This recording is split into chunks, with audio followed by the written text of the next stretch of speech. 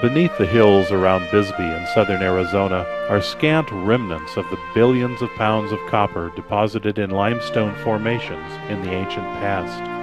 Starting in 1880 and taking almost a century, as many as 5,000 miners at a time worked at winning this copper from the hard rock through strenuous physical labor and steadily advancing technology. Both the copper and profits from mining it helped create the Great Industrial Revolution.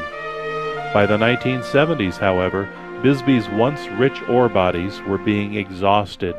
To help create a base for heritage tourism, the city of Bisbee worked with mine owner Phelps Dodge to turn one of the operations near downtown into a living history destination. Today, some 50,000 visitors a year go deep into the mountain, into historic mine workings, learning along the way the history and culture of one of the world's oldest industries. At mines across America, the men and women who work there start each day the same way, with a safety share. Safety is of great importance. Every day is started off with a safety meeting where the miners and management gets together and discusses the safety issues of concern. Working deep beneath the Earth's surface or around large equipment, if you're not continually planning for safety, you're liable to have an accident or perhaps cause one for fellow workers. One of the major causes of accidents in the early years was head injuries, until the introduction of hard hats in underground mines. And hard hats are good for a 10-pound rock at 10 feet. On the tour, we require everybody to wear hard hats. Good miners are safe miners. Deep inside the mine, at what is known as the working face, the job of producing copper begins. In the 1880s, drilling into the hard rock to prepare for blasting was a task done by hand. A 4-pound hammer drove a piece of drill steel about 3/4 inch across with a sharpened X on the head into the rock, stroke by stroke, hour by hour, until the hole was several feet deep. In Bisbee's limestone, a man could drill about 1 1/2 feet per hour. Another hole followed, then another and another, until the rock was ready for blasting. Miners were proud of their work and turned a tough job into a spectator sport on holidays. Long after hand drilling had been replaced by machines powered by compressed air, miners still were competing by hand, driving steel into hard rock using only muscle and sweat. In more recent years, this sport has seen a resurgence in historic mining camps around the West.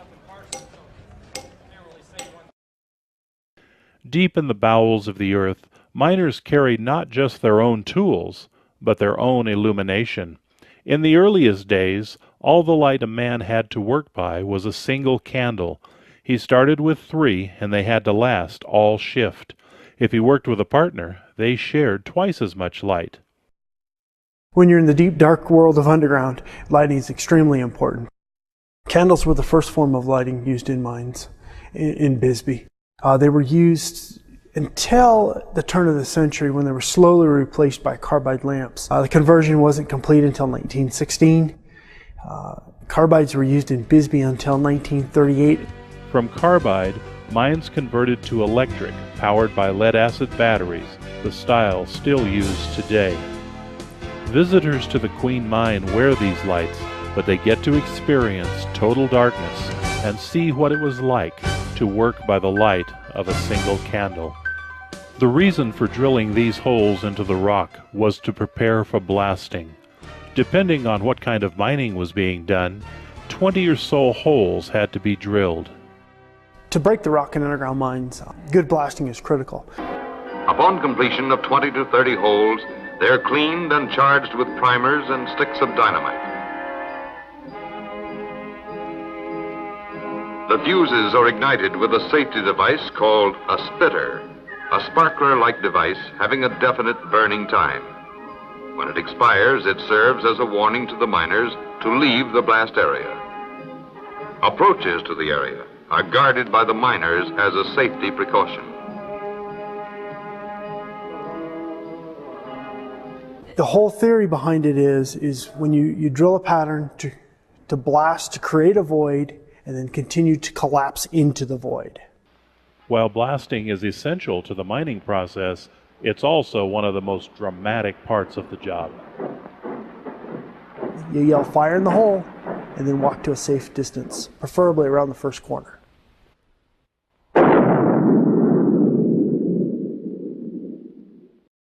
The rock broken up by the blast spreads out on the ground in front of the face.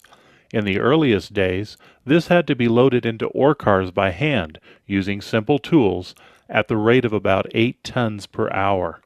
This menial task as well was turned into competition, but in real life it was an entry-level job, while drilling was near the pinnacle of mining skills. Miners were certainly pleased when heavy equipment replaced the shovel to handle mucking.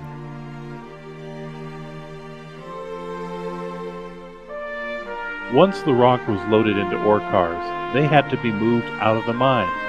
In the early days, this tramming was done by hand. One friend the early miners appreciated was the mule, who took over the job of tramming. Instead of a couple of men pushing one ore car, the mule could pull several at a time.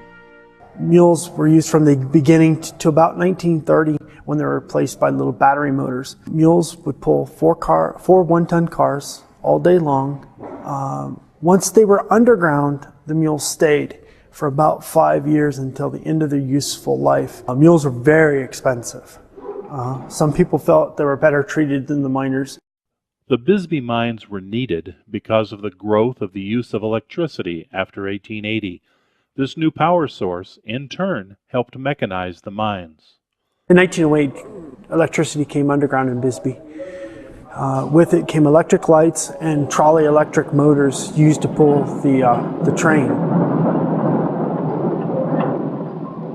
An extensive railroad system throughout the mine is the means of transporting the copper ore and the waste from development work, as well as moving men and machinery. But electricity also brought a new danger to the mines. Trolley motors have a bare copper wire overhead running 240 DC current. You had to be extremely cautious to prevent it from getting electrocuted.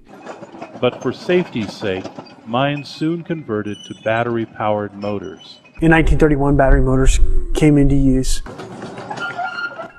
The little ton and a half versions we still use at the mine tour today.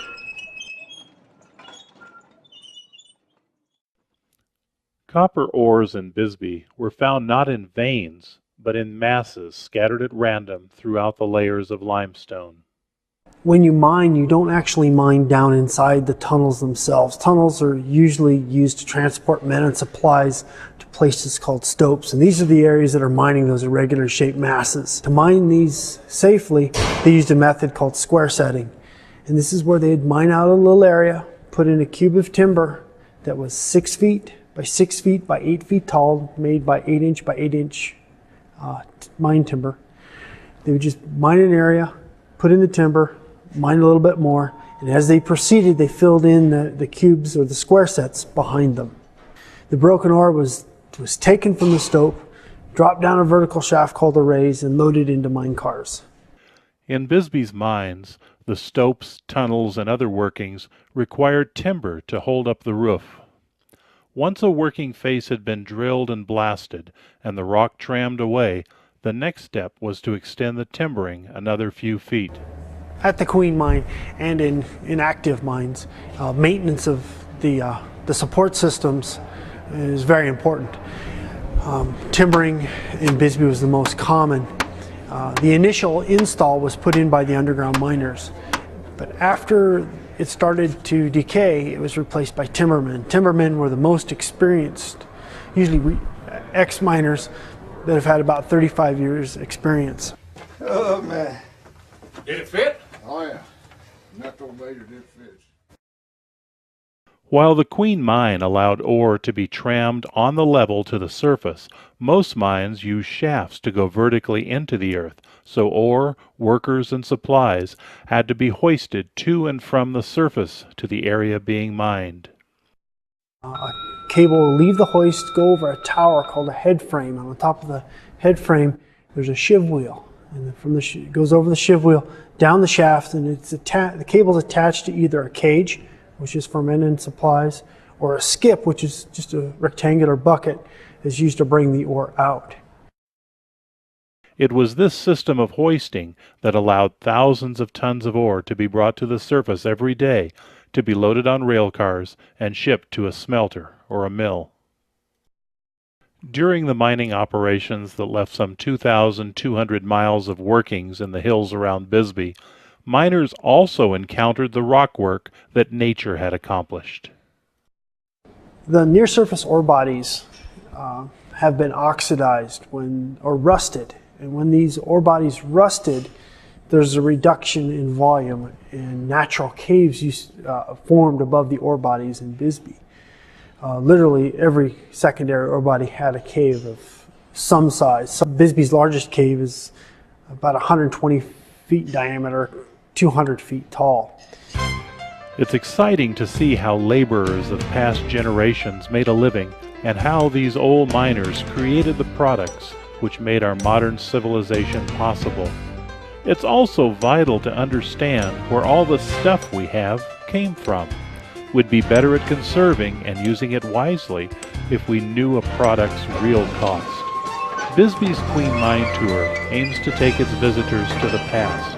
It's a fun trip into the cool mountainside, but it's a trip to the future as much as it is to the past. We'll always need copper, and this tour shows what it takes to make the revolutionary metal available for our use.